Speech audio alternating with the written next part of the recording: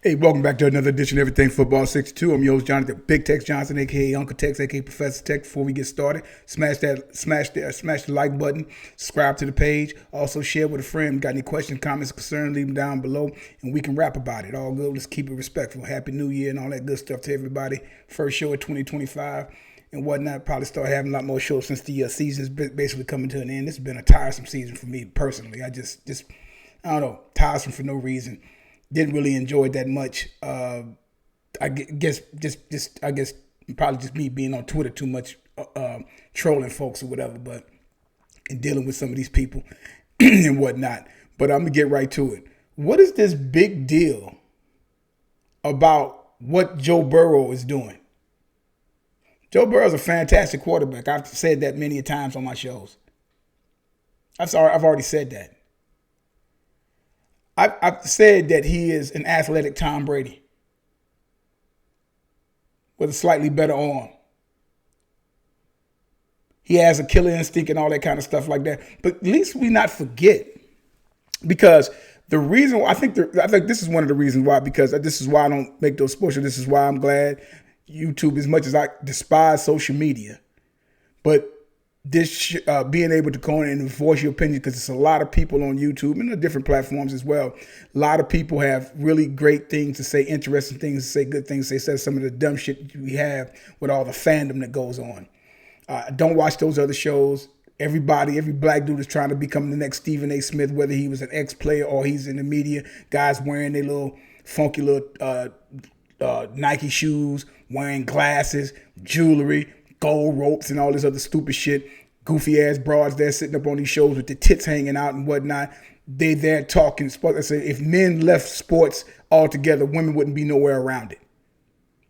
Wouldn't be nowhere fucking around it. Nowhere, wouldn't be within a gazillion fucking yards of it. They will never just collectively come on and start talking, because nobody would fucking listen. Having said that, that's their business. And I have every right to not watch it. Thus I make my own content. I may never win no award, never be on quote unquote real TV, but people probably get to just regular cats sitting up there talking sports, talking football. I know just as much as a lot of them fools is on there, having watched football for about 50 years. And this is why, and I think the thing about with Joe Burrow, never really paid Cincinnati Bengals no mind or whatever, because they're horse shit of an organization that basically quarterbacks go there to die. At the end of the day, Joe Burrow is doing nothing spectacular than what I've already seen it. I say now, the funny part about this, however they end up, even though I got Pittsburgh beating them, however they end up, they dug themselves in the hole 2 years in a row. And we're still talking about, their fucking fans are still talking about the fucking Super Bowl that they lost almost 3 years ago. And they've morphed into, yeah, we did this, we did that. You think they are, and I think I did a show on this. You think they are the Kansas City Chiefs. Arrowhead or Burrowhead and all that shit would mean something if they won. They haven't won. They got bounced out of the playoffs didn't get to the playoffs last year. Burrow was hurt or whatever. Everybody said, here we did the same thing. You can try to put Burrow somewhere over here and say that's everybody else's fault. In some cases, that could be right. The defense is atrocious. The defense has been atrocious. Defense hasn't been worth nothing since they got to the AFC Championship game about 2 years ago. And that's it. And they're on the verge of not making play. Even if they win, they still might not get in. And everybody is talking about what Joe Burrow is doing. And then it's what he's doing. Dude. Do you know any football heads out there? Everybody remember the 2011 season, right? Somewhat, right? This is what happened in the 2011 season. You had 3 quarterbacks that threw over 5,000 yards. One is still in the league. They had 3 cats that threw for over 40 touchdowns.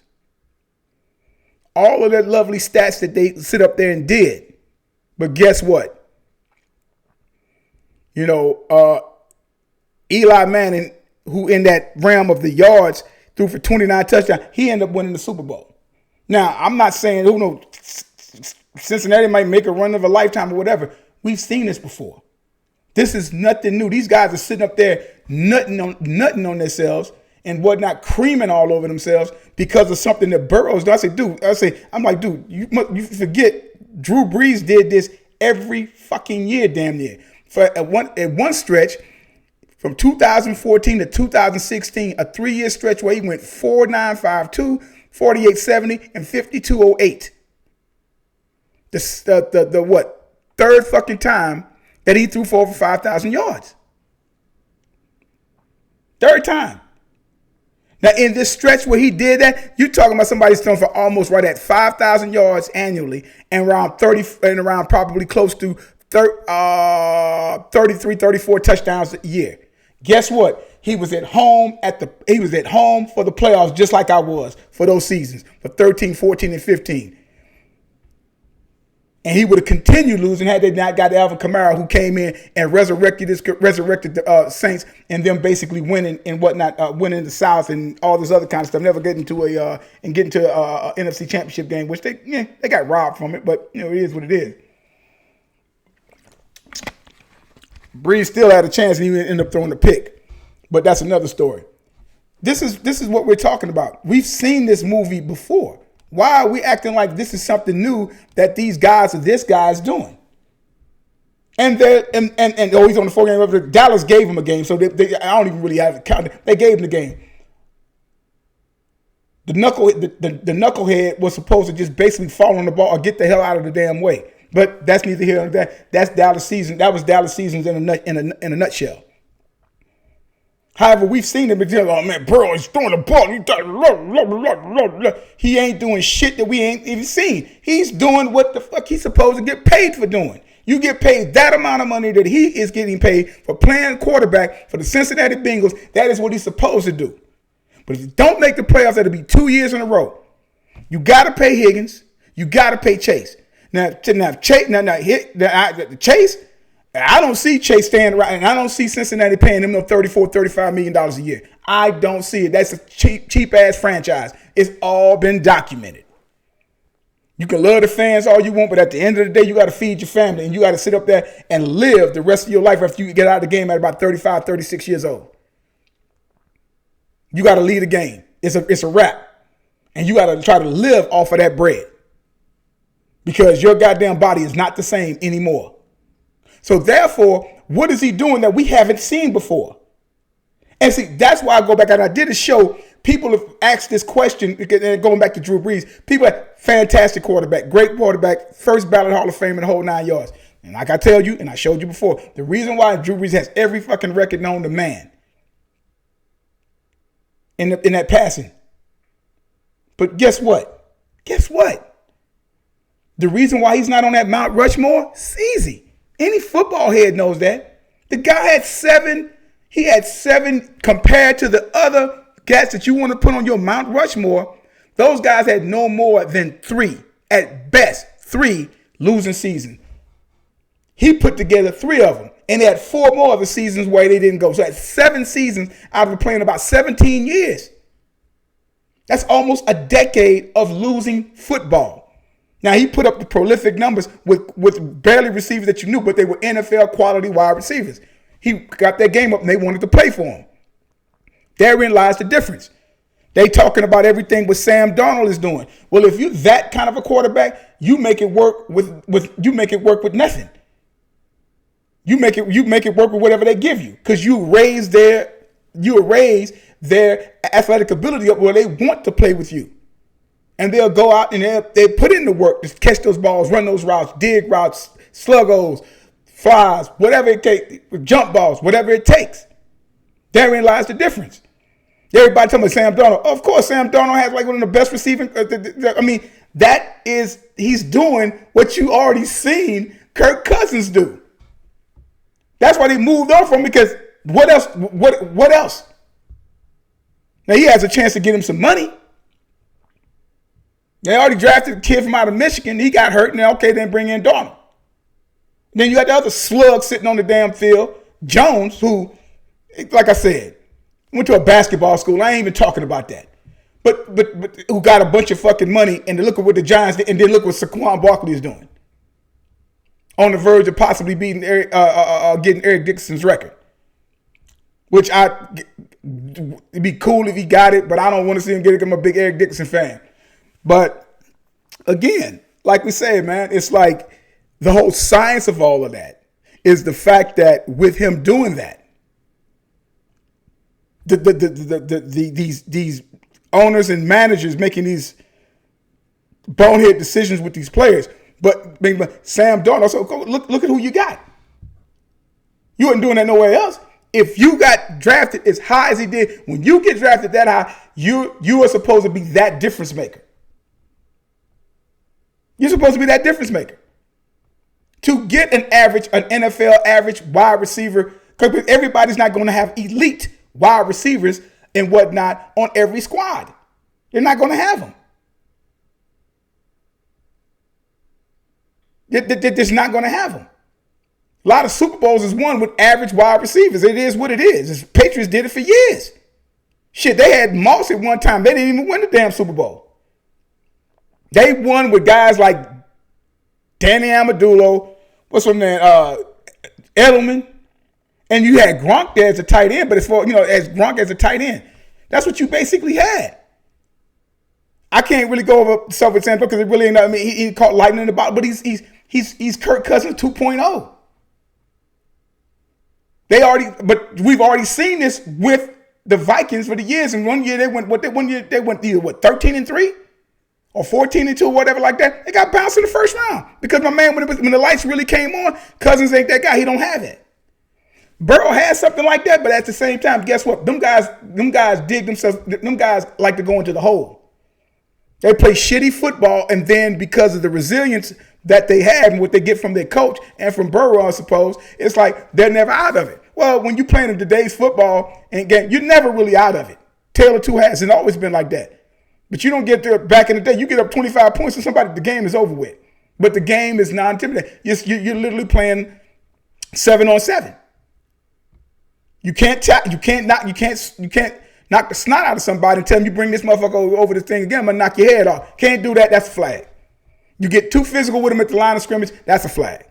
Now you got to play where I've sit up there and watched enough games this year and I've seen it just made me sick to my stomach. You know the play when it's like 3rd and 10, 3rd and 15, and they send the guy on the damn go route, and he just hunks the ball up there, throws it short, and with the momentum of the corner, especially if he's not looking back, which is 95% of the goddamn quarterbacks of what they do.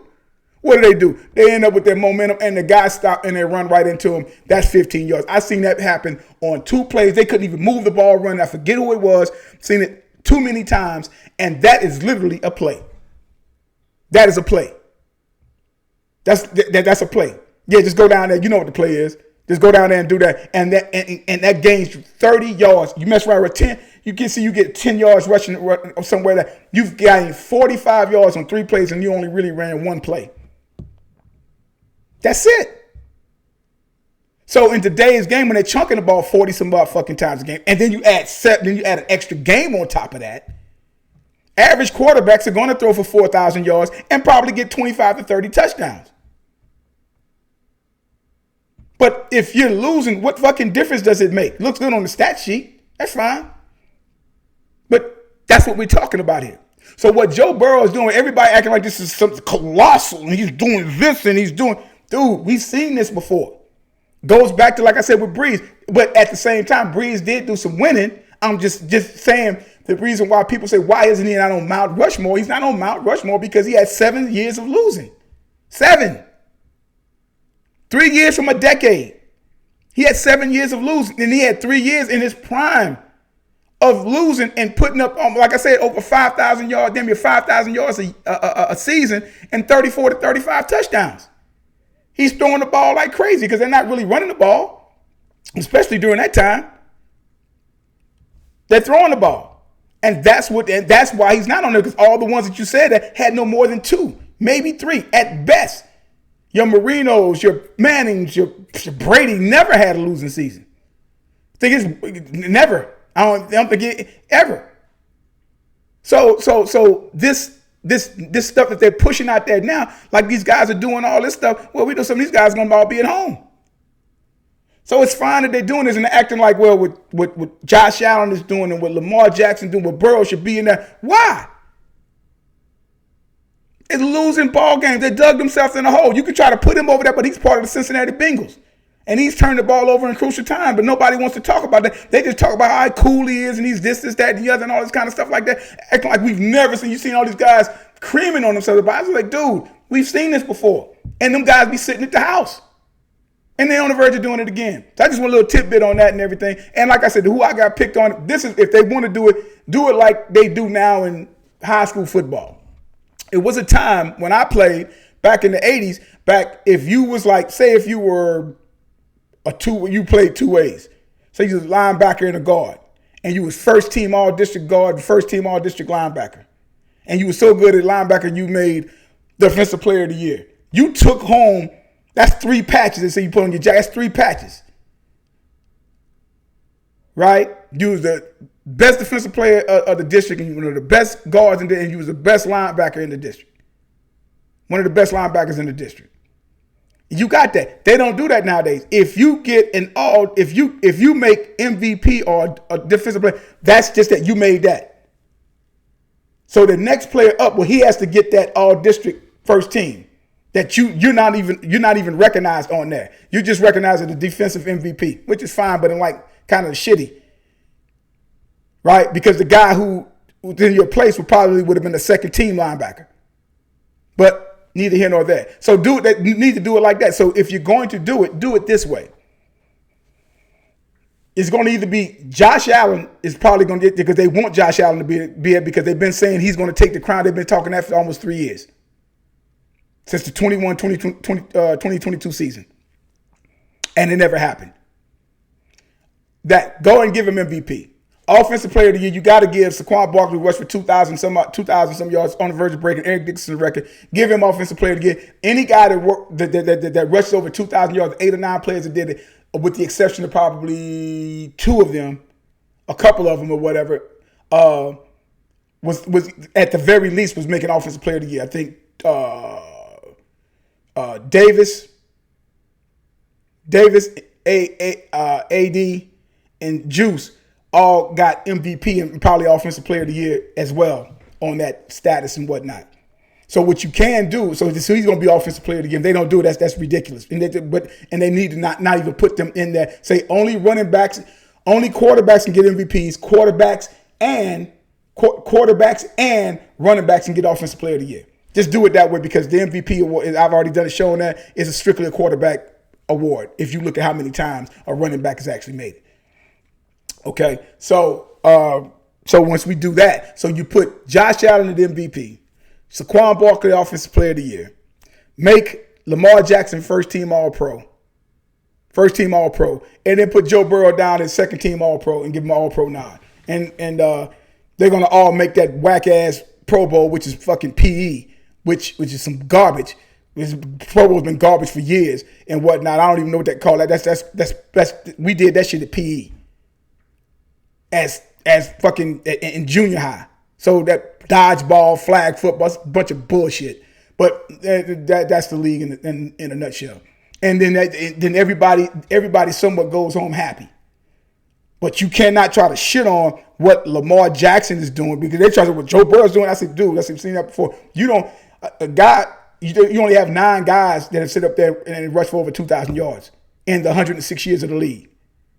So that tells you how that's difficult to do that. So that means something. You know what I'm saying? That means something. You throw him for 5,000, okay, fine, give you that and stuff like that or whatever. But that's in today's game, that's doable all the time. Definitely 4,500 yards. As many times they throw the ball, 40 fucking times a game. So that means, so that's cute and all that, but we've seen that before. You don't see 2,000 yard rushes every year. You see 4,500 yard passes pretty much every fucking year. Okay, so that's not the thing. What you see guys like Allen and guys like Lamar doing, Lamar Jackson throwing 4,000 yards and could easily rush for 1,000.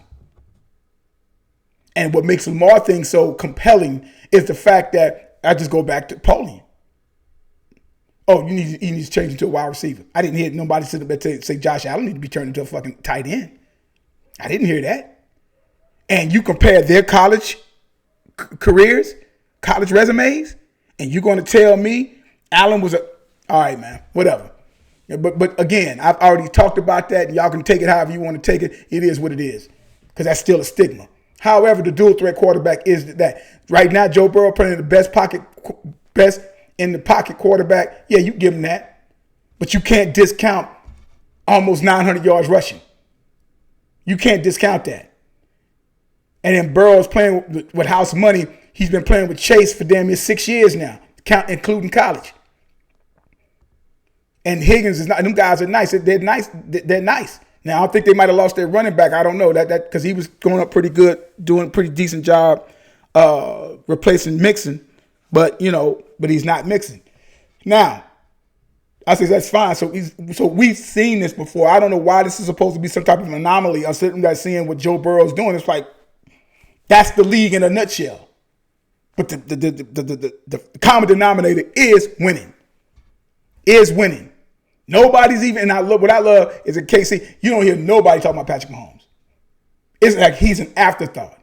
And that's fine. And that's just how I like it, because it's all about the play. It's all about the playoffs. That's what legends become. That's when you become legends in them playoffs. That's why he does separate himself from everybody else over the past 4, 5, 6, 7, over the past 6 years that he's been a starter. 6, 7 years he's been a starter. Been to 4 Super Bowls and won 3-1. And has an opportunity to get a three-peat. So all this, they're not even talking about them. They're not talking about any of them. Them guys quietly went 15-1. Or like some people say, they're the worst 15-1 thing. Yeah, okay. 15 wins, Joker. It's not one of it. They could easily be 1-15. Yeah, but they're not. Okay? But they're not. With ragtag, nobody's talking about who is he playing with.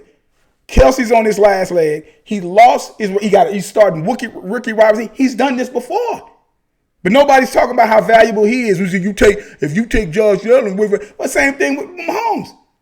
What are you talking about? And them guys have, at this particular point, you have young Xavier Worthy is going to be nice. You got Hollywood, dude. Come on, they're going to be something in the next few years for sure. In the following years going forward. But he had to deal with all that. Now everybody's kind of getting healthy right at the right time. That's what it's all about, man. So what Burrow has done, and like I said, even Burrow, they miraculously get into so I said, he has to win it all for his season to even mean any fucking thing. For it to mean anything. I don't think they're going to get past Pittsburgh, because I think Pittsburgh is going to be dialed in. They can't do no more losing. And Watt's going to play his ass off, because even his time with little nagging injuries here and there, he knows the only thing kind of missing on his resume is a long playoff run. That's something he's never had since he's been in the league. I think he might have got the divisional round, sat out a couple of years from the playoffs and not able to play or whatever like that, or not even getting into playoffs. So Burrow is not doing anything that we haven't seen before. But everybody's trying to diss everybody else and look at what Baker Mayfield is doing. What Donald's doing. Geno just putting up some yards. But at the same time, he's won just as many games. So what are we talking about? What are we talking about, dude? What the fuck are we talking about? Is it that much dick slobbing and riding that goes on when it comes to Burrow and the Bengals, who hasn't won shit? Come on, man. Hey, man, y'all have a good one, man. Hook 'em horns, man, and all that. Like I tell you guys, there's no greatest of all time. There's no GOAT as long as time is still going on. And like I said before, numbers don't lie and get emotional. People do. You guys have a good new year.